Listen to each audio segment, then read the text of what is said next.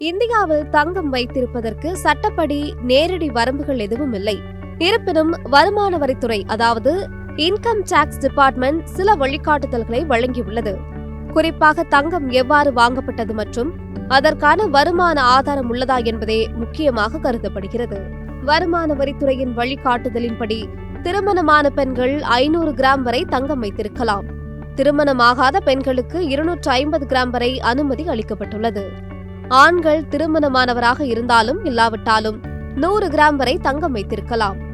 இந்த அளவுகள் தங்கம் வாங்கிய வருமானம் மற்றும் அதன் சட்டப்பூர்வமான ஆதாரங்களை உதாரணமாக வருமான வரி அறிக்கைகள், பரிசு ஆவணங்கள், பரம்பரை காசோலைகள் வழங்க முடியுமானால் வருமான வரித்துறையின் கவனத்திற்கு வராது.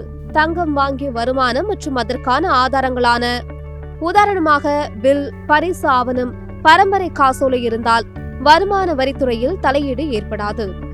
தங்கத்தின் வகைகள் மாறுபடுகின்றன. டிஜிட்டல் தங்கம் ஆன்லைனில் வாங்கப்படும் தங்கமாகும். இதற்கு எந்த வரம்பும் இல்லை.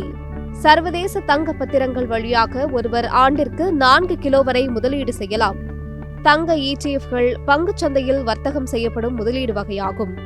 தங்க ETFகள் பங்குச்சந்தையில் வர்த்தகம் செய்யப்படும் முதலீடு வகையாகும். மொத்தத்தில் தங்கம் வாங்கிய சட்டப்பூர்வ ஆதாரங்களை பாதுகாப்பாக வைத்திருக்க வேண்டும். அவை இல்லாத பட்சத்தில் தங்கத்தின் அளவு வழிகாட்டுதலில் குறிப்பிடப்பட்ட அளவை மீறினால் வருமான வரித்துறை விசாரணை செய்யும் வாய்ப்பு உள்ளது. எனவே தனிப்பட்ட சூழ்நிலைகளுக்கு ஏற்ப வருமான வரி நிபுணரிடம் ஆலோசனை பெறுவது சிறந்தது.